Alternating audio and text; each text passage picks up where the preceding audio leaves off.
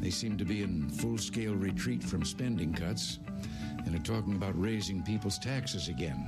And I have only one thing to say to the tax increasers. Go ahead, make my day. If we lose freedom here, there's no place to escape to. This is the last stand on earth. Those who would trade our freedom for security have embarked on this downward course.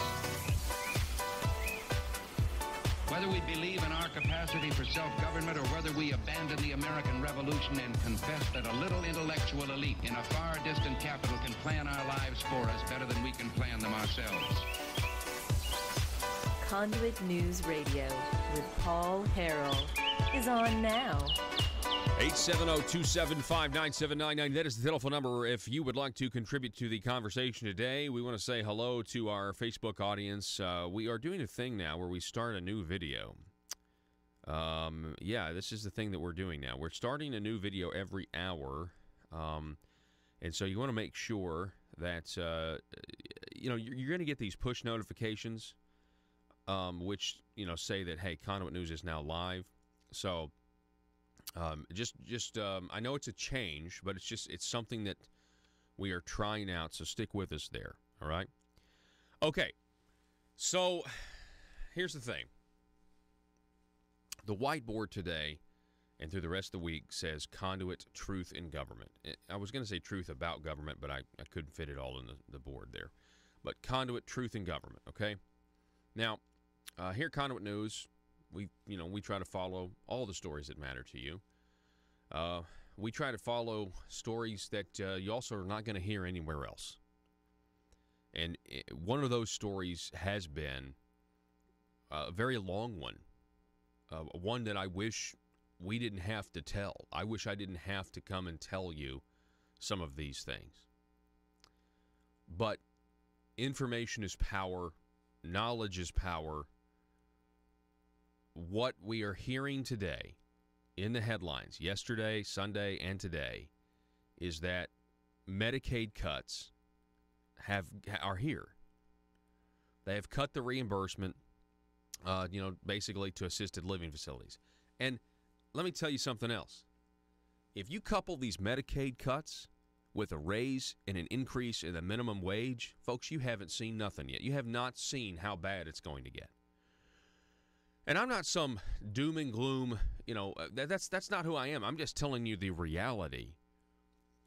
The minimum wage increase is going to hurt these facilities, and now the Medicaid cuts are going to hurt, and this is for traditional Medicaid. You know me, I'm not Mr. Welfare. I'm not a huge fan of welfare.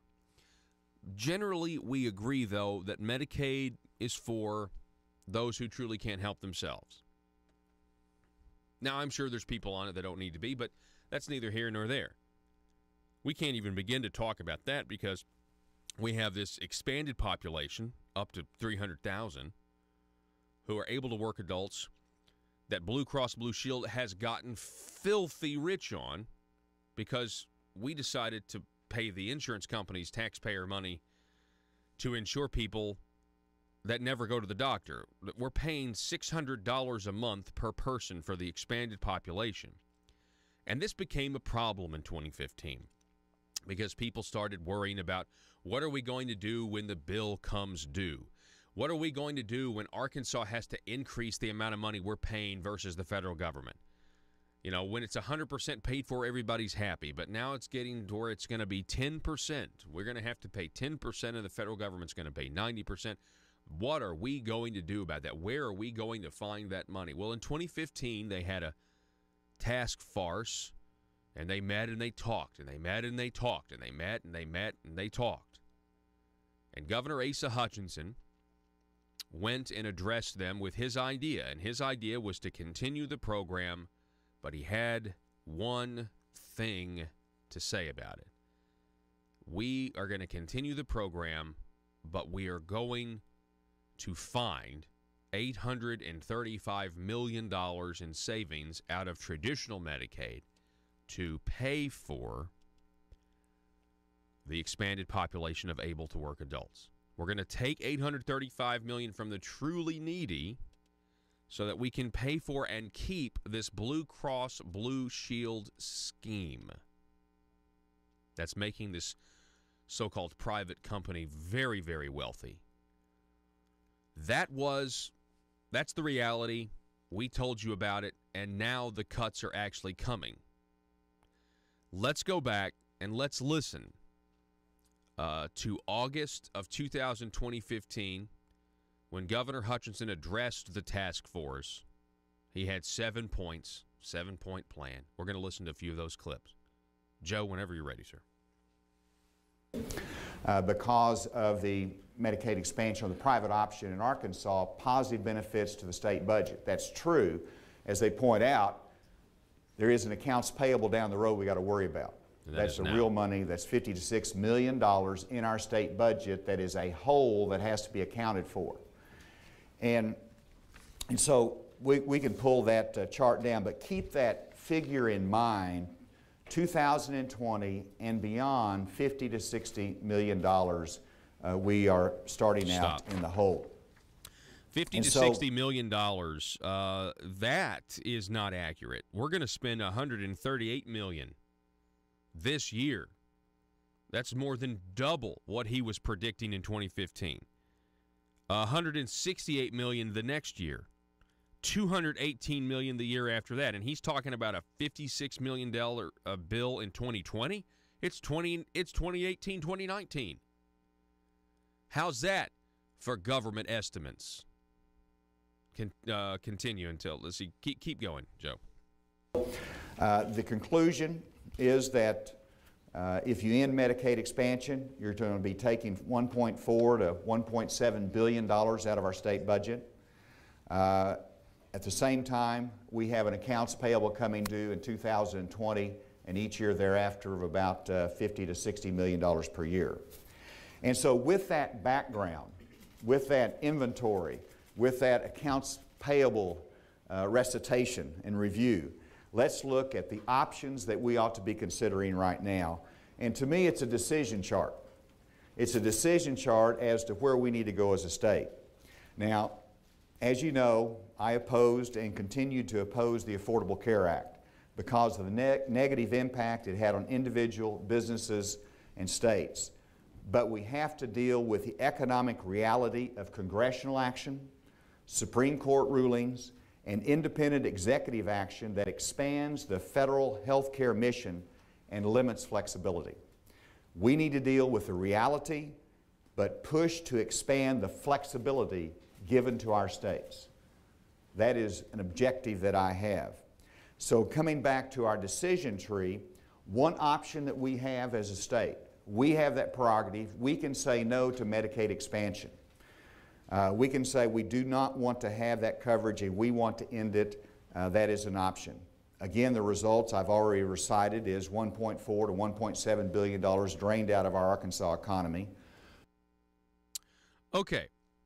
That was in 2015, and that was his reasoning, and obviously he wanted to keep the program, and that's eventually what he said. He's got the numbers wrong with it being a $56 million hole. Again, that's 130-something million is what we're paying.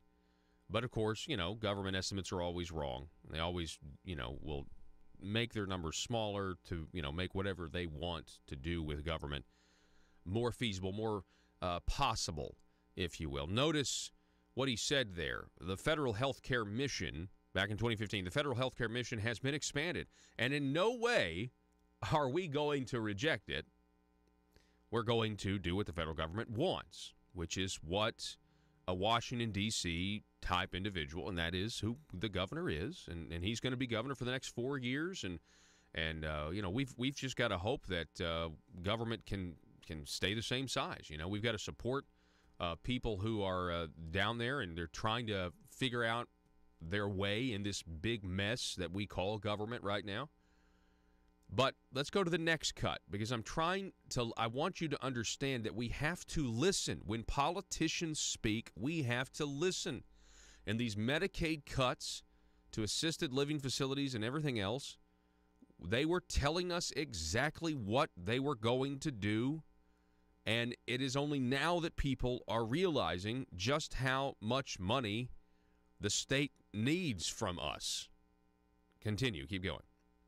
And that is, the federal government started this program with 100% coverage. Arkansas can't absorb that. So if we continue to provide the care for the 220,000 and access to health care, we have to have some form of Medicaid expansion with a combination of federal and state dollars. And then you have to make plans for the state share and how we're going to cover that. And so that's a little bit of a decision tree, as you can see my thought process as we look at where we need to go as a state. Now, as we consider our options, I always believe that principles should guide us. Let me cover a few principles that I think are important, a few Arkansas values that are at stake. First of all, we have to count the cost for our generation and the next. We should only assume responsibility that we can afford and that we can pay for.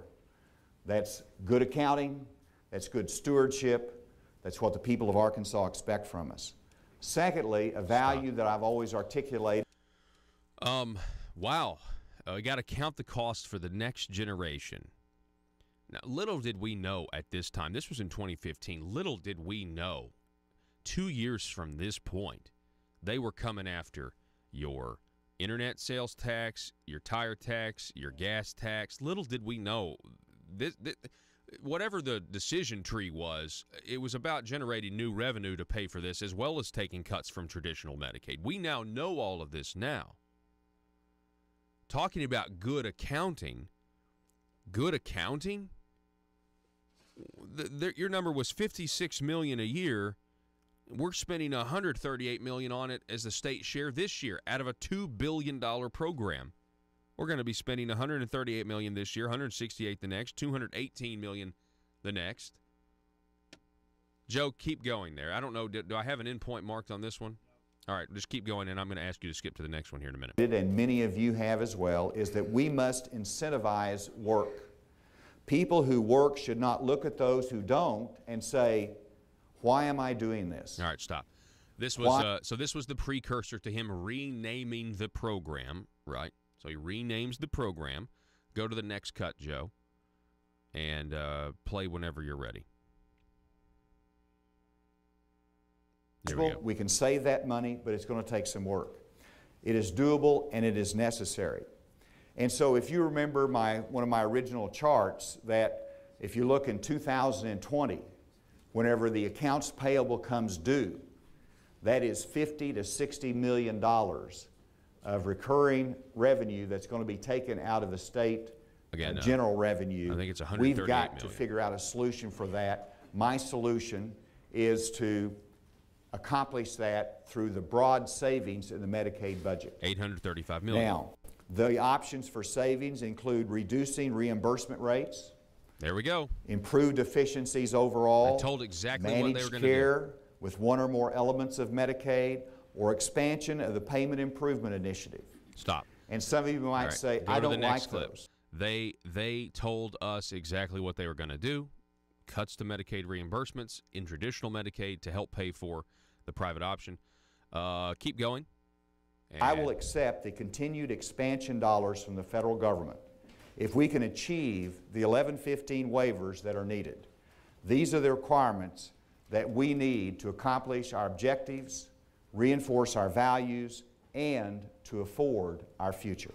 There we go. Business as usual is not acceptable. It was business with Blue Cross Blue Shield. That is the norm. The norm now is business with Blue Cross Blue Shield, where you can't tell where the government ends and the private business begins. Now, in case you had any doubt, that they were very honest with us back in 2015 about what they were going to do, I went and pulled from the December meeting. So he addressed in August of 2015, and then he came back and addressed them in December of 2015. And in case you had any doubt that specifically the $835 million in cuts to Medicaid was to pay for the expansion of able-to-work adults, I have this little gem for you here. Listen. Summary, if we did achieve the savings that I outlined, then that would be $843 million over 5 years.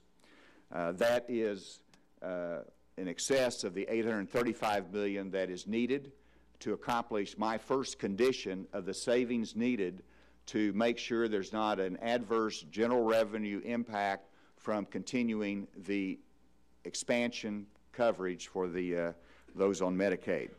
That's his first priority. We can get there, but we have not arrived at enough concreteness yet to have confidence in that level of savings. That right there, again, we have to listen when politicians talk, right? If you listen to what the governor's saying here, what he said in 2015, there's nothing dishonest about what he was saying. Just so you know, he was telling us, the task force was telling us exactly what they planned to do. And it is after the election, everything's done.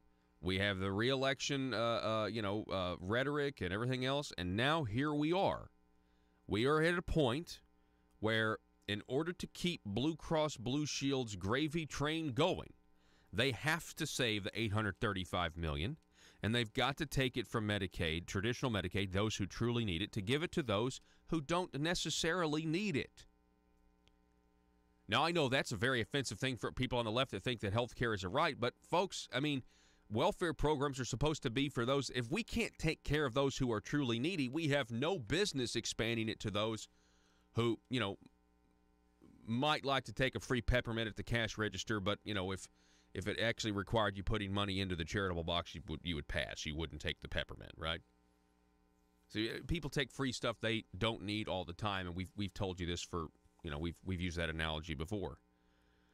So we were reporting on this. There was just not very many other people who were, and now here we are. We have to listen when politicians talk. They have real world consequences, and the consequences now are, quite honestly, the Democrat Party always says that Republicans want to kick people out of nursing homes.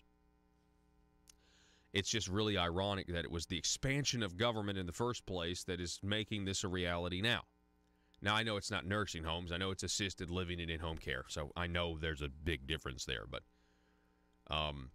$835 million over 5 years, that's a lot. That is a lot. Now, what we also have to understand here is it's not over. It would be one thing if we were done. It would be one thing if, okay, the governor's gotten exactly what he wants.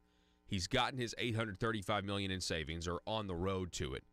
So we're reducing the Medicaid reimbursements so that we can keep the Blue Cross Blue Shield scheme going, where they get $600 per person a month, to the tune of around $300,000. I think it may be $250 now. Regardless of whether or not they go to the doctor or not, they're getting $600 a month. I mean, in order to keep that gravy train going, it'd be one thing if $835 million, we've made the savings, everything's fine. But it's not. We still don't have enough money, and that's why the internet sales tax is back, which will require that you pay more online because everything's passed on to the consumer. That's why they want to tax your diesel and gas more. They're thinking about referring that out to you to vote for. And then, of course, they're thinking of passing a new tax that would prevent the current tax, sales tax, from decreasing. It's set to expire, and they would basically re-up it, which would be a whole new vote on a tax increase. That's all coming down the pike as well. What else has to happen for it to be the mainstream thought in Little Rock that the state of Arkansas has no money? What else would have to happen? Right now, there is just this mirage being projected, and it's not realistic. We've been telling you this for a while. I thought we would play what was said just so you knew. This was all told to us. We cannot plead ignorance when the politicians are out. We do need to tell people to get involved, though. We'll be back in a moment. Macaroon, the head of France, he's now saying that he wants to suspend the gasoline and diesel tax, but his government officials are wondering where's he going to get the money to pay for the initiatives in global warming. At the same time all this was happening, our former vice president, who invented the internet, Mr. Gore, was having, in essence, a telethon to support global warming. And it was supposed to be a 24-hour telethon. And after 4 hours, it was canceled. He said it was a result of sympathy for the protesters in Paris. The practical reality is that the, quote, scientists were so outraged at the way he was conducting himself on the air, people were canceling, and they canceled it after 4 hours. Wow. So, in a world full of constituents with social media accounts, bloggers just looking to increase their page views, and a talk radio host who generally is just the worst, how are Little Rock's elite supposed to conduct business with such a lack of privacy? Introducing the 1835 Club, older and more refined than other clubs that claim discretion. The 1835 Club is for seasoned political veterans that want to conduct the highest form of aristocratic business with the public's money. Are you a schemer? Do you someday want a guaranteed flow of taxpayer money to support your business? Is it your dream to see the .gov domain at the end of your business website? Don't listen to the imitators. The 1835 Club is the place where corrupt politicians and businessmen hatch their next crony schemes. At the 1835 Club, we make lobbying safe and legal. Ethics. Why, of course. All business is done in an ethical manner. Just look for the sign above the door that reads, loophole. Are you tired of the Capitol Police restricting your access to the roof after a perfectly good night of drinking? The 1835 Club has libations and a perfectly good roof. Other crony clubs that promise discretion try to lure you in by advertising bars made out of aeroplanes. Well, at the 1835 Club, instead of an airplane fuselage, we've got a space shuttle. No, not a bar. We've got an actual space shuttle that makes a daily run to the moon so members of the 1835 Club can have some real privacy away from the bloggers and taxpayers. Are you an Arkansas aristocrat? Do you want to be? It's the 1835 Club, and we work tirelessly to make sure the good old boy system remains alive and well. Join today. Disclaimer. The 1835 Club reserves the right to deny membership to anyone who has principles. Any talk of the Declaration of Independence or the Constitution must be done in jest or, at the very least, with a condescending tone. And finally, the 1835 Club will be given a 25% commission of any agreements made between politicians and the business community. PHP Parody.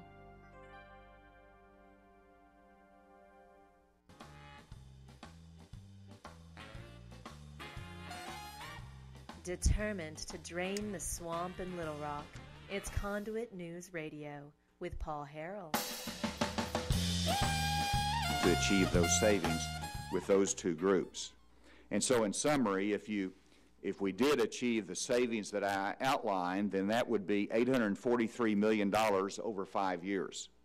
That is in excess of the $835 million that is needed to accomplish my first condition of the savings needed to make sure there's not an adverse general revenue impact from continuing the expansion coverage for the those on Medicaid. Stop. And there you go. This is why we have cuts to Medicaid reimbursements.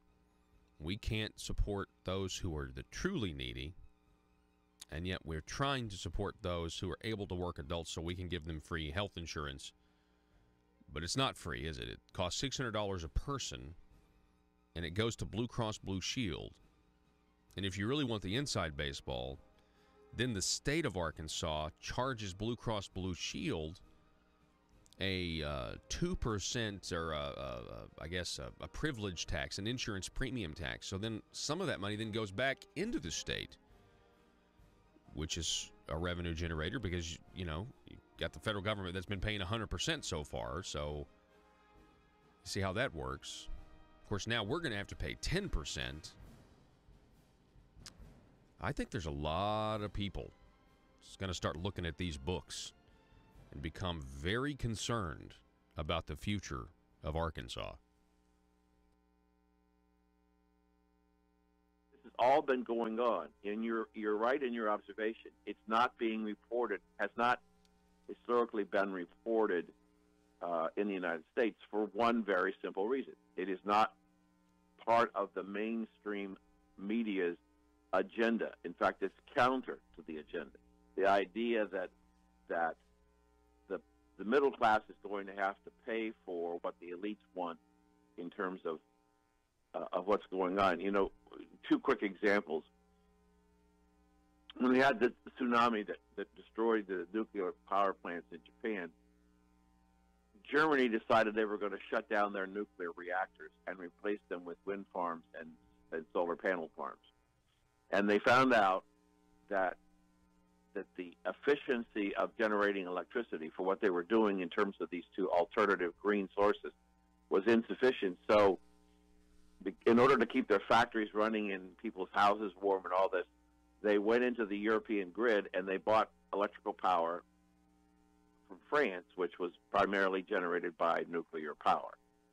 Now we've got a situation where they have increased demands, and they're talking about opening up coal mines and starting up some of the coal-fired plants that were shut down, which is a conflict with the global warming people, because coal presents the highest level of CO2 emissions of any energy that you can use. But they're trying to save their economy. Now, we had another alternative in England. Again, you may not have heard this story, but last winter, the culmination of the British government's desire to close the coal-fired plants and replace them with natural gas plants created a problem, because they had a very cold winter and they couldn't get the gas supply to keep the factories and the houses warm because the gas supply was diminishing so rapidly.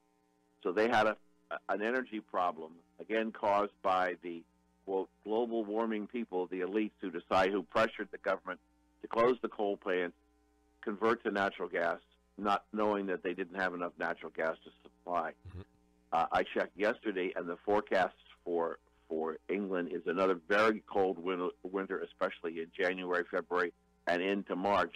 And there are now concerns there's going to be enough natural gas supply to keep the homes and the business running in England. All these things are all part of the global warming process. We're not talking about them in the United States. No, and I really appreciate, Dan, how you talk about how this doesn't fit with the American mainstream media's agenda, because, you know, European countries, France in particular, they're supposed to be the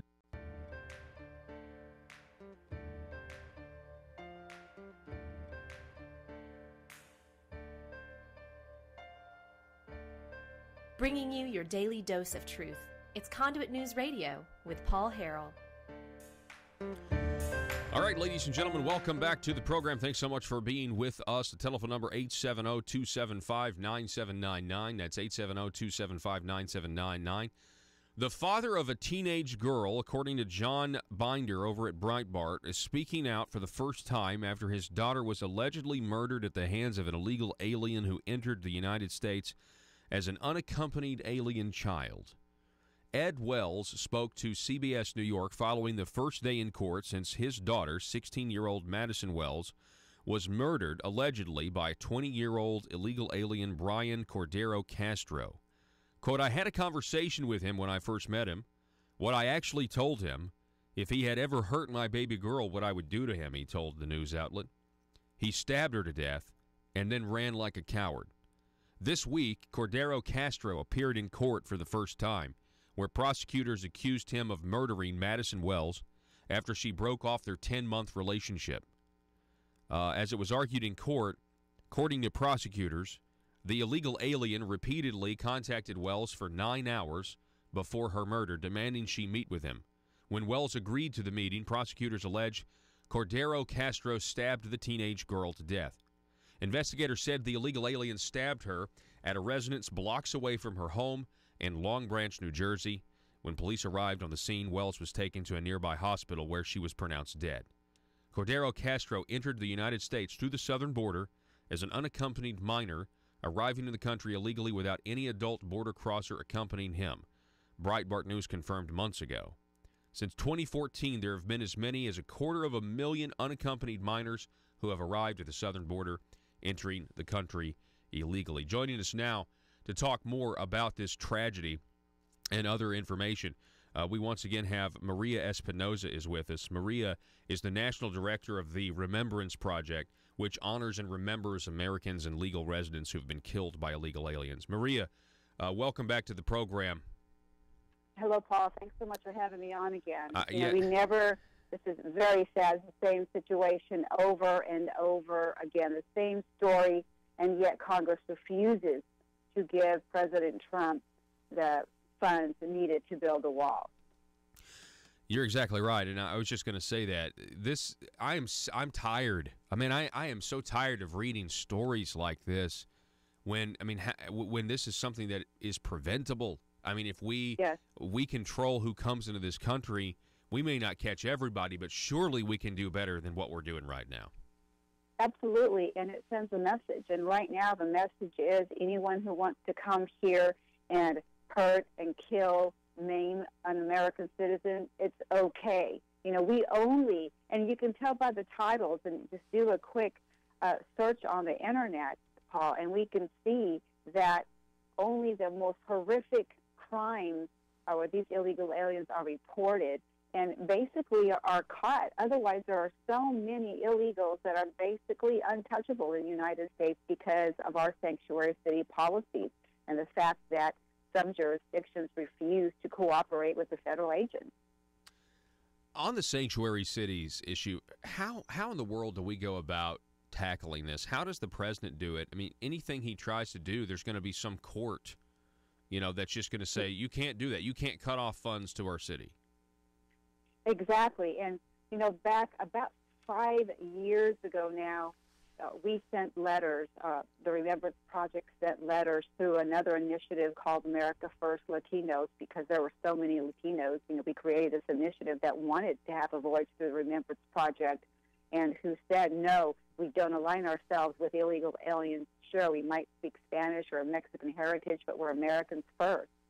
And we sent letters to every state governor, Paul, because we saw that there were so many liberal judges all across the United States, not just judges, but, even, of course, city mayors and who control the police department. So we saw that this was taking place all across the United States. We wanted each governor to create an office for the victims so they could help navigate through the court system, which was going to, in my opinion, target these activists, far-left, liberal, agenda-driven judges. And as you can see, and you just mentioned, President Trump has stopped at every turn that he makes in trying to rectify and trying to make America safe so that our children have a future here and our businesses can, have a place in our communities to thrive. But, Paula, it's not going to end until a few things. One, we have to get the Republicans on the right track, and they're not on the right track. And I say that Republicans because the Democrats have absolutely rejected the Remembrance Project and even being a voice for American victims who've been killed by illegals. So we have to start prosecuting as well, Paul. I mean, let's be realistic here. If any one of us, any of your listeners, even so much as did anything wrong and broke the law, and especially federal law, we would be prosecuted. But yet, these mayors and judges and you name it, employers breaking our laws, nubbing their noses to our federal laws and for the immigration laws and actually criminal laws as well. You're not supposed to aid and abet illegal aliens, but yet they do, and some of the employers, they play they don't know by hiring contract workers. They're not officially employees. But see, these are the things that has to be stopped. And take a look at the judge in Oregon who blatantly assisted an illegal alien escape through her chamber door while ICE agents stood out in the hallway waiting to detain this illegal alien. Mm. Yeah, we are becoming, on this issue, a country of lawlessness, really. And If the law's on the books, it's on there for a reason. And, you know, we have a big problem. I mean, we obviously have a huge problem with the amount of illegal immigrants who are here right now, who, you know, have made lives for themselves and everything else. And that is for us to deal with. I don't understand, you know, at some point. But I don't understand why the Democrats consider the border wall two separate issues. Because you know, they're not, or they say it's not a connected issue, and it's like, of course it is, and yes. And they expect us to be ignorant as to what their plans are, because we've done this before with Ronald Reagan, where there was an amnesty and then there was no border security, and here we are today. We're not going to do that again. Exactly, and I encourage all your listeners to not do that again, because look, the American people, we were promised a border wall under the Reagan administration, and guess what happened? Exactly what's taking place right now, where Congress is refusing to fund it. They promised it, they have not delivered to the American people, and these are the results. And it gets worse, as you know, Paul, that once we ignore one law, the rest will fall as well. So not enforcing our laws on this immigration issue fundamentally undermines the ability to enforce any law. And that's where we're headed. And, you know, you mentioned the people who are here illegally.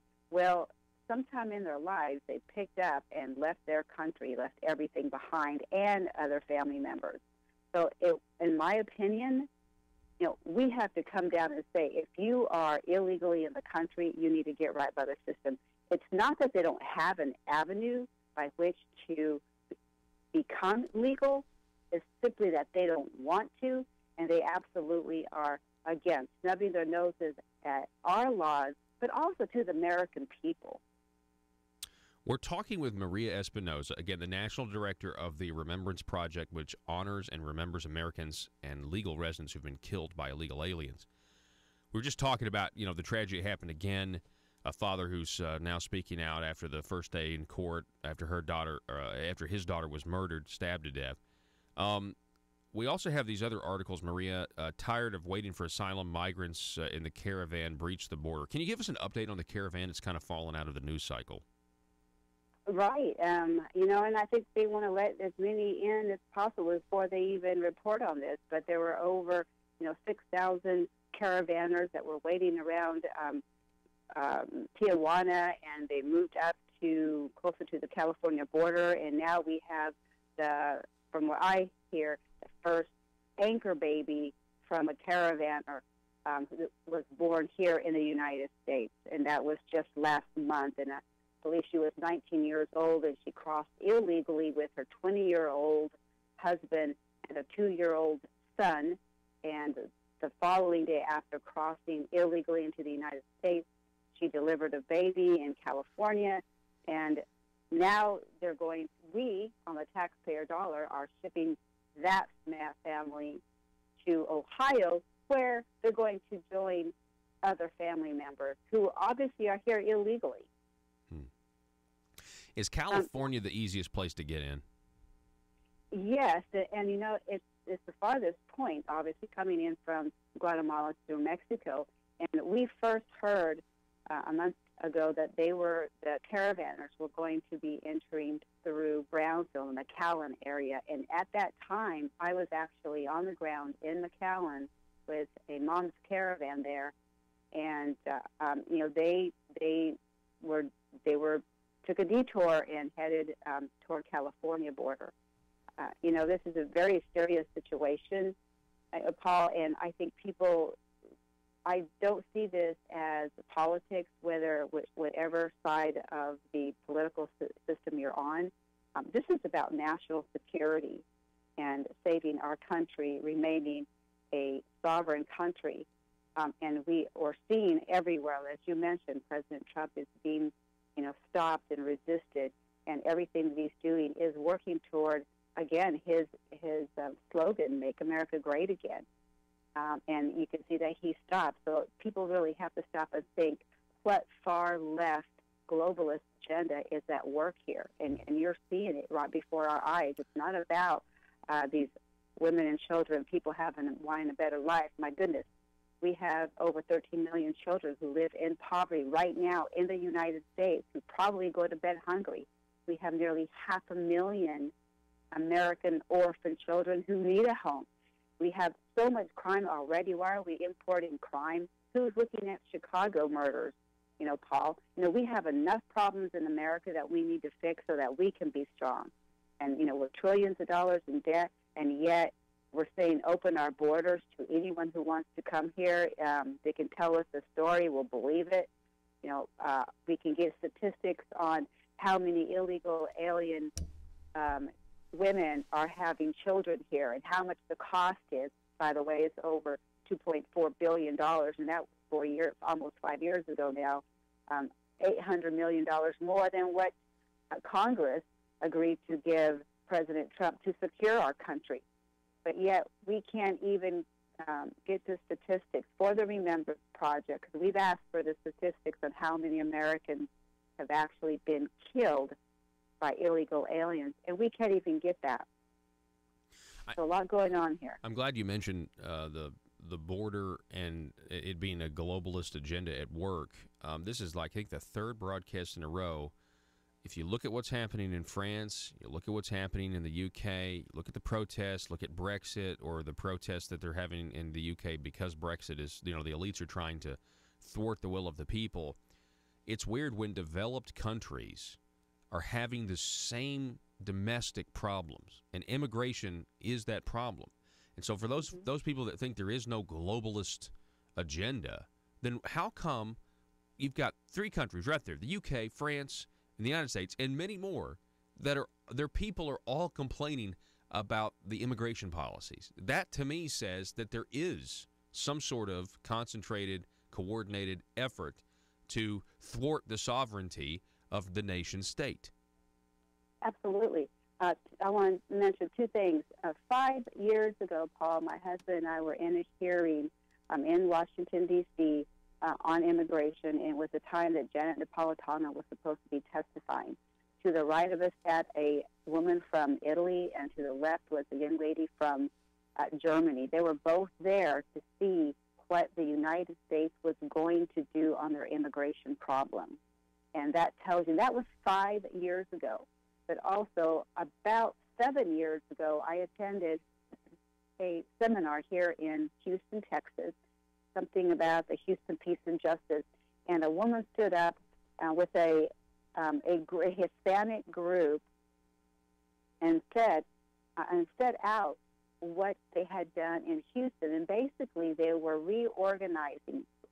They, meaning they were together with about 4 different other main groups, like CARE, which is the Muslim Brotherhood, and they had union individuals, SEIU, and she set out five umbrella groups where they all had reorganized, the clergy under one, the chambers under another group, the small organizations, NGOs that we call them now, non-governmental organizations, under another group, the businesses under another group, all left-leaning globalist-type agendas, and they were working really against small organizations like mine, the Remembrance Project, to drive their agenda. And at that time, Occupy first came into, we were introduced to Occupy, and she mentioned it, that there was going to be events that would take place all across the United States that was well-funded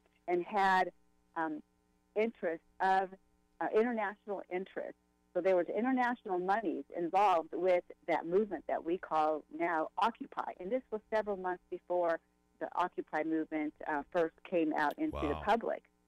So this is really scary stuff. I mean, yes, we focus on saving lives and bringing attention to what is taking place right here on our own soil, these preventable deaths, killings, and permanently separate from their loved ones. And you don't see the hostile media. I call it hostile. They're no longer fake news or mainstream, but they're the hostile media against the American public. You don't see our stories in the news other than what you read at Breitbart, Paul. This should be carried throughout the United States. And focus on so that and educate the people. Yeah, but now they think that, and I know the media is hostile, but then you have all these other people, who have been brainwashed. They're almost even afraid to read a story like this because they think that they're a bigot. It's like that. I think it was the San Bernardino terrorists. The neighbors next door thought they were up to something good, but didn't report but didn't report it to authorities, Maria, because they didn't want to be labeled as Islamophobic bigots. And right. so and it's, go ahead. Sorry. And that's part of their agenda. That is included. They have massaged and brainwashed people. They have put political correctness. And guess what? We don't like people calling us names. I tell you, if I subscribed to that thought, I would have stopped long ago, Paul. And I'm so glad that we kept on. And, you can do a search of my name in the Remembrance Project, and you see all these stories for whatever reason. People... that Pelosi wrap-up smear, certainly we've been victims of that. But you know what? We're not stopping. This is too important. And now that we're in it now for over 9 years, we see that there's a huge problem, a big picture, and that is to ruin America as we know it. And you can see it unfolding right before our eyes. Maria Espinoza, it's always great to have you on. I know obviously the circumstances this continue to happen where young girls are being murdered by illegal immigrants, but I just want to tell everybody to go to the remembranceproject.org if you want to get involved, to be a voice for victims killed by illegal aliens. Maria, I hope you have a great rest of your week. Thanks so much. Thanks so much, Paul. God bless you. All righty. God bless you. Maria Espinoza, everybody. Again, it's theremembranceproject.org. We're going to take a break. Back in a moment. Russellville-based firearms manufacturer Omega are making clones of the most notable German firearms in the world. These delayed rotor lock firearms have been and are currently used by law enforcement and military worldwide. At Omega, they manufacture their guns right here in Arkansas and produce the best reproduction in the marketplace that comes with a complete 5-year warranty. At Omega, they take firearm manufacturing seriously and offer discounts to active and retired law enforcement. Whether you're using Omega firearms to defend the public, defend your family, or for target practice, Omega has your back. For pricing, go to omega-guns.com. That's omega-guns.com. If you're like me, you believe that small business is the heart of Arkansas's economic engine, and it should be viewed that way by the politicians in Little Rock. Conduit for Commerce also believes, like you and I believe, policies that achieve less regulation and lower taxation help small business in Arkansas thrive. Other policies like small, constitutionally consistent government and reducing citizen dependency on government keeps it from growing and expanding its influence on our daily lives. Conduit for Commerce works every day to educate the general public and legislators on these important priorities in the name of Arkansas small business. By the way, contributions to Conduit for Commerce are tax deductible. Log on now to conduitforcommerce.org and click on Contact Us on the right side of the page. That's conduitforcommerce.org. Go there now and learn the facts on protecting small business in Arkansas. All been going on, and you're right in your observation. It's not being reported, has not historically been reported in the United States for one very simple reason. It is not part of the mainstream media's agenda. In fact, it's counter to the agenda. The idea that the middle class is going to have to pay for what the elites want in terms of what's going on. Two quick examples. When we had the tsunami that destroyed the nuclear power plants in Japan, Germany decided they were going to shut down their nuclear reactors and replace them with wind farms and solar panel farms.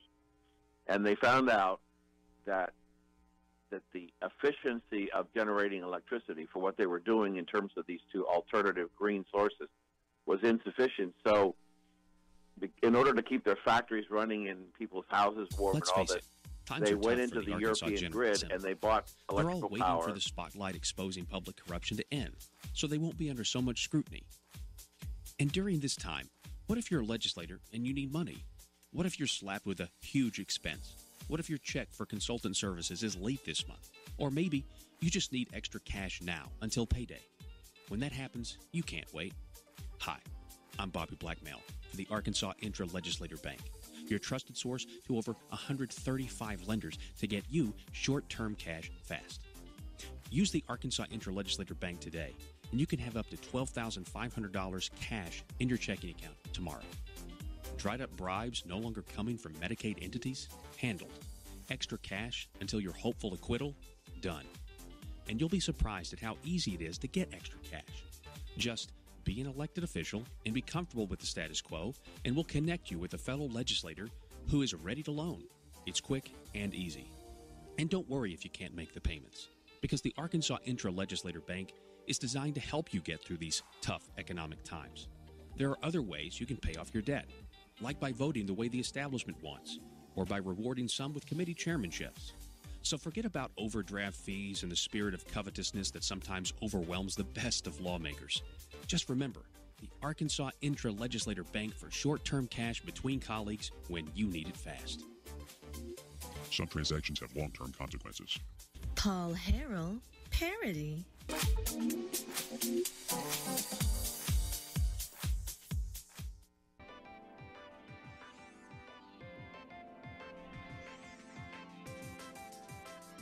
Conduit News Radio with Paul Harrell is building a liberty machine. Find out more at conduitnews.com. Speaking of conduitnews.com, we want you to go and we want you to check out the Conduit News store. We want you to get your Marble Palace mug. Joe, can you pull it up real quick? Can you go ahead and just pull up conduitnews.com? And I want you to click on store. And I want to see, we got the Mother Government mug, too. By the way, that Mother Government parody we did at the beginning of the program, it's been around a little while, but it's about the revenue gathering. That is still a thing, apparently. I mean, still applicable. That's because that's what's coming up. I mean, that's what they're still going to do. Oh, there it is. I'll go ahead and put it up there. So you can get the, we've now got, is that a tumbler? Look at that. They got there's a travel mug of something. Click on the Marble Palace travel mug. So this would be maybe if you were actually going to the Marble Palace, you would have this one. Yeah, look at that right there. Yeah, that's nice. That's real nice. So that's a new addition actually. So help us, fight the overreaching hand of government and expansion of government, and get some of these mugs, get some of this merchandise, and there's the mug. And you can do that at conduitnews.com, and then you click on store. So we would like for you to shop Conduit News this Christmas if you are so inclined. We would really appreciate it. Folks, this broadcast is always going to be available up at the website across all these platforms. We've got iTunes. We're on SoundCloud. We're also on the Facebook and YouTube page. And please go to the YouTube page, click the subscribe button, and then click the little bell to receive notifications. To kind of recap what we talked about, I don't know if you understand, or I guess, of course you understand. I don't know if you've heard. You got a principal who's banned candy canes at her school because she says the J shape stands for Jesus. She's been placed on administrative leave, thankfully. But we did talk about an interesting concept here. And this kind of goes into what we were talking about with Maria Espinoza. She thought this was common sense. I guarantee you. When you go read the email, now, we can't have any candy canes because it's in the shape of a J, and that's for Jesus. I mean, at this point, I'm not so sure some people are hostile toward. I mean, I know some people are openly hostile towards Christianity. I think our society has brainwashed enough people with political correctness to just assume, well, it's common sense you would ban candy canes. It's in the shape of a J, dummy. Yeah, dumb, you can't have candy canes. That stands for Jesus. And we can't offend anybody.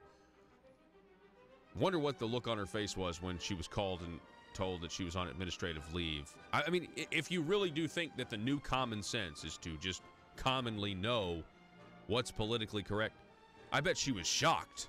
She was shocked. It'd be like telling her that the sky is not blue. She's just now figuring out that you can't do this. Arkansas, be safe.